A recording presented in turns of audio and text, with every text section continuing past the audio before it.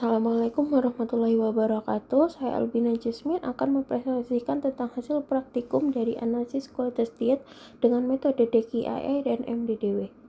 Untuk metode diet quality yang digunakan DKIA atau Diet Quality Index Internasional di sini merupakan alat indeks diet global yang dirancang untuk menilai kualitas diet individu secara konsisten di berbagai budaya. Ada 4 komponen yaitu variety, edukasi, moderation, dan overall balance.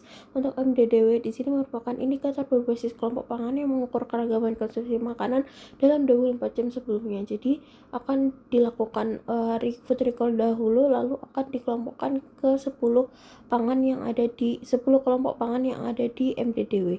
Untuk biodata responden di sini dengan nama responden Cista Adelia Afrianci dan juga tinggi badan, usia, jenis kelamin, berat badannya terlampir pada gambar.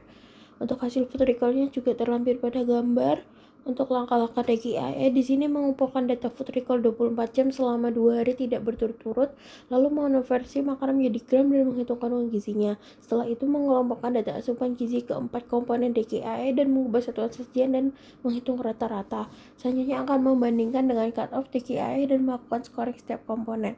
Untuk hasil DKIA di sini hasil dari responden dengan skor 37 yaitu sangat rendah karena berdasarkan cut off dengan penelitian Kim pada tahun 2003 itu di bawah 60 akan dikatakan sangat rendah, dan di atas 60 itu dikatakan bahwa kualitas dietnya itu baik. Pada komponen varietas itu hanya mengonsumsi nasi, ayam, telur, dan sedikit sayur. Selanjutnya pada komponen adekuasi skor rendah karena asupan sayuran, serat, zat besi, kalsium, dan vitamin C itu sangat jauh di bawah standar yang dianjurkan.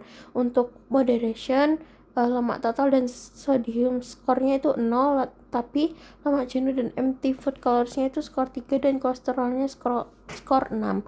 Untuk overall balance-nya, makronutrien rasio itu dapat skor 0 dan fatty acid rasionya itu dapat skor 2. Jadi di sini dihasilkan bahwa keberagaman makanan dari responden ini sangat buruk dan juga kualitas dietnya masih belum memenuhi standar. Untuk selanjutnya adalah langkah-langkah dalam menghitung MDDW. Selanjutnya mengumpulkan data asupan gizi dengan food recall 24 jam. Yang digunakan adalah food recall 24 jam pada hari kedua, lalu mengelompokkan konsumsi pangan ke kelompok pangan, menentukan skor tiap kelompok pangan yang dikonsumsi, menjumlahkan total skor dari semua kelompok pangan, dan menginterpretasikan hasil skor total MDDW. Jika lebih dari 5 kelompok pangan dari MDDW yang dikonsumsi oleh responden itu akan terpenuhi. Untuk hasil MDDW-nya di sini skornya hanya dapat 3, yaitu tidak terpenuhi. Responden hanya mengonsumsi nasi putih dan kentang, dan juga pada komponen meat, poultry, dan fish itu hanya mengonsumsi ayam suwir, dan juga responden hanya mengonsumsi telur.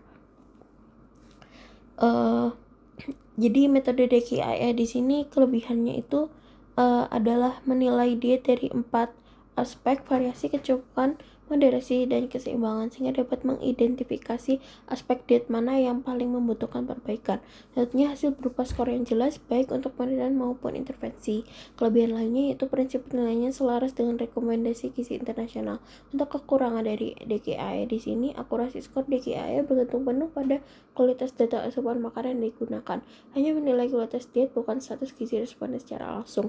Untuk metode MDDW di sini kelebihannya praktis dan sederhana, cocok juga untuk survei pada populasi yang besar, biayanya relatif rendah dan tidak rumit dalam pengumpulan data, dan menggambarkan pola makan harian secara praktis.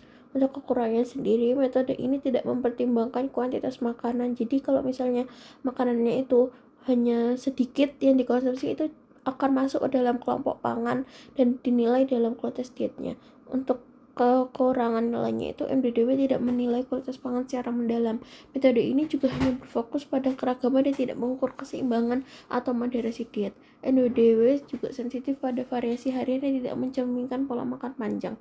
Kesimpulannya di sini, kualitas diet responden yang dikumpulkan dengan 2 metode DKIA dan MDDW itu sangat belum baik dan dalam aspek keragaman pangan, kecukupan zat gizi, moderasi konsumsi makanan tinggi lemak, dan keseimbangan makanan secara keseluruhan. Sarannya, proses pengumpulan data harus dipersiapkan lebih matang dengan memastikan responden memahami seluruh pertanyaan pewawancara food recall secara jelas.